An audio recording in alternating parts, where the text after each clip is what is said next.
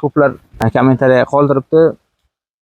O'sha dermat haqida ma'lumotlar berdi, davolash haqida ham bir tushuncha berib yuboring debdi. Bir chorvador akamizni moli dermat kasallangan. Butaminokol. Bugun 4-5 kuni bizdan oldin boshqa bir veterinar akalarimiz ko'rgan. Sxemasini o'zgartirdik. Bunda hozir o'zi isitma, badanni o'zi 80% bezlar qoplab olgan. Ikki oldingi oyoqlar shishgan. Oyog'ida. Shishgan. Birinchisi qiladigan ishlarimiz mana leofilosaksin osmasi meditsinskiy aptekadan olasiz.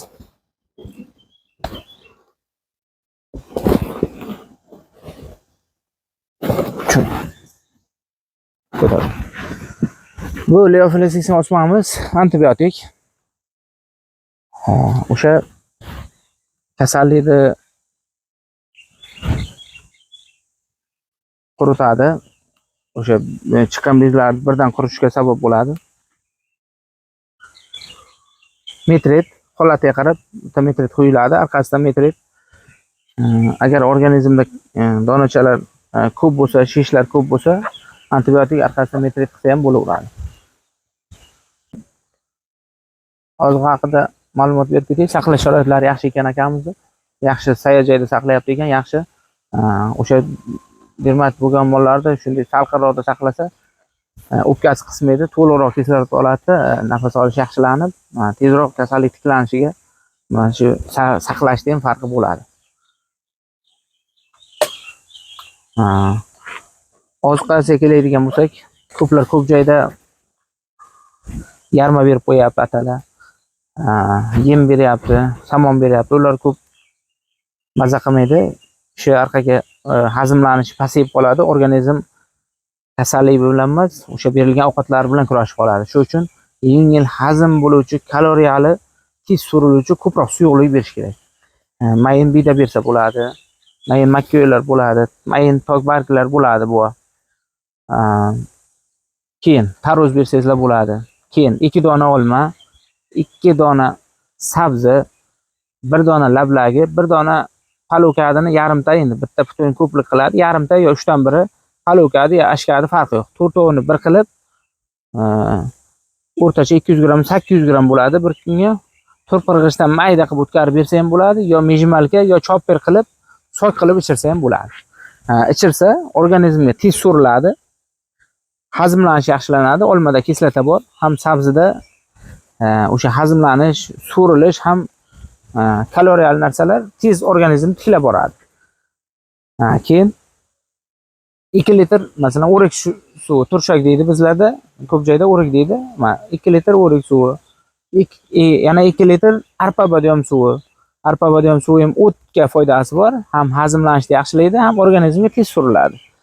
Oddiy bular bari masalan shularni aytganimdek qilib bersa, ham oziqlanishni yaxshilaydi, ham bitta infuzol yo bitta glyukozan o'rniga o'tadi. Bular orqasidan butaminokol, butamin,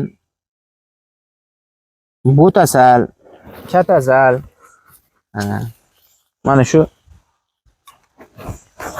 ukollardan qilinsa, bu ovqat yeyishni yaxshilab beradi. Oddiy pensilin. Imkon boricha ukollarni o'rnini spirtlab artish kerak. Mana bunday holatlar bo'lmasligi uchun o'sha ukoldan keyin yod yo zilyonka yo magneziya ukolidan surtib qo'ysa, mana shunday absis bermaydi. Shu absis ham ularda isitma qildiradi. Vet aptekadan olasizlar. Illezin degan ukolimiz hozir dermatga yaxshi samara beryapti.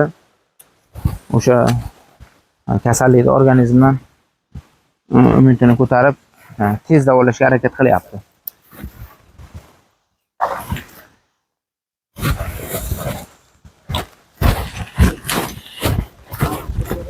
Hozir bitta yetadimi ekan? Bo'ladi. Yetmasa surtasiz, surtavering bo'ladi.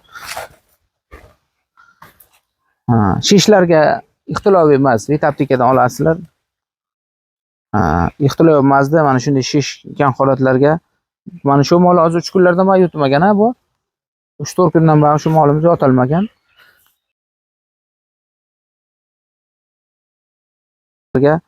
Mana shu mol hozir 3 kunlarda yutmagan ha bu. 3-4 kundan beri shu molimiz yotalmagan. Mana shu shishgan joylarga mana shu ixtilo emas surishlarni tavsiya qilaman. Sababi o'sha yorilmagan yaralarni terini bo'shatib, yaralarni tezroq yorishga harakat qiladi. Ixtilo emasdi o'sha keyin shishlarni ham qaytarib, tezroq davolashga, oyoqqa turishga katta foydasi bor. Keyin limfa tugunlar ham mol isitma qilgandan keyin limfa tugunlar ham juda ham ishib ketadi. Mana shu limfa tugunlarni ustiga ham mana shu vishni ixtilo emasdan surtsa yaxshi bo'ladi. Keyin yana bir tarafi shish agar ko'p bo'lsa, to'rt oyoqda yo ikki oyoqda limfa tugunlar bilan shishgan joylar juda ko'p bo'lsa, Vishnovskiy ham tavsiya beraman. Oddiy meditsinskiy aptekadan Vishnovskiy olib sursangizlar, mana shu oyoqlardagi shishni birdaniga tezroq qaytarishga harakat qilib, mol tezroq yotadi. Og'riq qoldiruvchi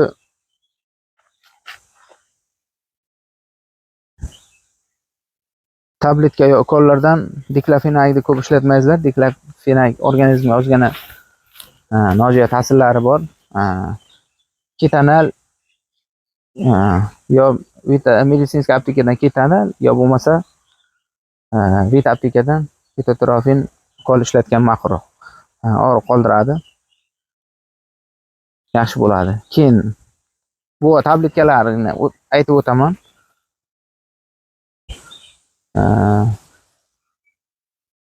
Meditsinskiy aptekadan diazalin tabletka.